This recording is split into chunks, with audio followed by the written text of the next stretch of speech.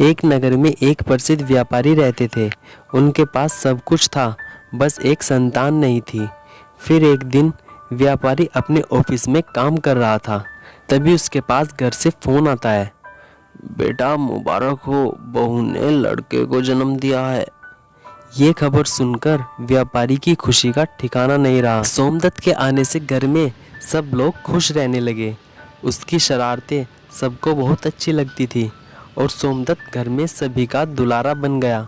लेकिन जैसे जैसे सोमदत्त कुछ बड़ा हुआ, बहुत अधिक लाड़ प्यार की वजह से वो बहुत बिगड़ गया। घर में किसी भी बात की कमी नहीं थी। सोमदत्त की मांग से पहले ही उसकी सभी इच्छाएं पूरी कर दी जाती थी।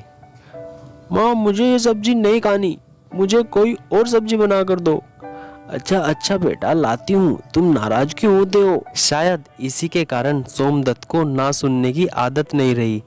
धीरे धीरे सोमदत्त जवान हो गया, लेकिन अब भी सोमदत्त को मेहनत के महत्व का आभास नहीं था। सोमदत्त ने जीवन में कभी कमी नहीं देखी थी, इसलिए उसका व्यवहार और लोगों के साथ बिल्कुल अलग था।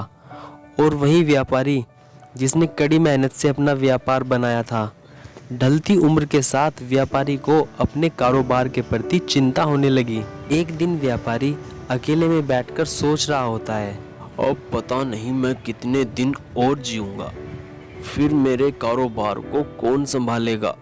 सोमदत्त को तो अभी कुछ भी नहीं पता। व्यापारी को आभास हो चुका था कि उसके लाड़ प्यार ने सोमदत्त को बहुत बिगाड़ दिया है।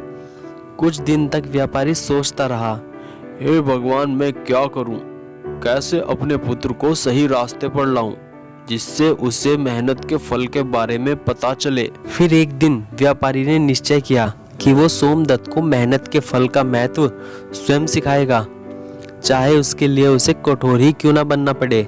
व्यापारी ने सोमदत्त को अपने पास बुलाया और बहुत ही तीखे स्वर में उससे बात की। तुम्हारा मेरे परिवार में कोई अस्तित्व नहीं है। तुम पूरा दिन करते क्या रहते हो?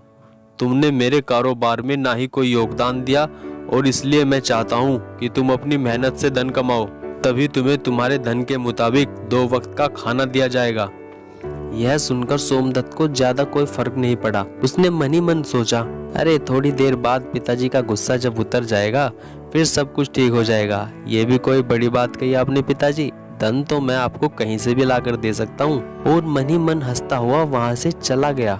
लेकिन व्यापारी ने भी ठान रखी थी। उसने घर के सभी सदस्यों को आदेश दिया, कोई सोमदत्त की मदद नहीं करेगा और ना ही उसे बिना धन के भोजन दिया जाएगा। सोमदत्त से सभी बहुत प्यार करते थे, जिसका उसने बहुत फायदा उठाया। वो रोज किसी न किसी से धन मांग लाता था और अपने पिता को दे देता था, और व्यापारी उन्हें उस पैसे को कुएं में फेंकने के लिए बोलता, जाओ और ये पैसे उस कुएं में फेंक दो, जिसे सोमदत्त बिना किसी अड़चन के फेंक भी देता था।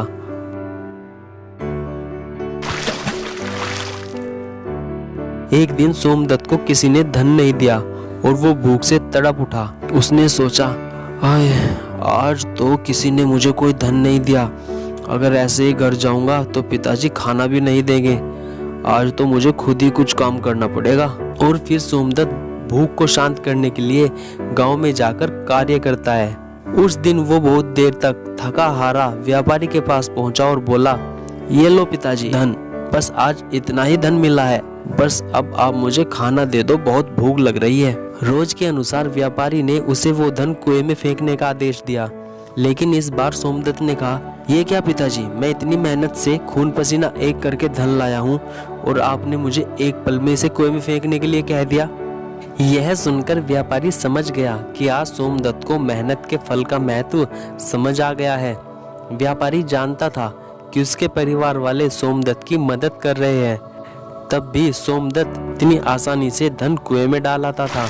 लेकिन उसे पता था एक ना एक दिन सभी परिवार वाले सोमदत्त से कन्नी काट लेंगे।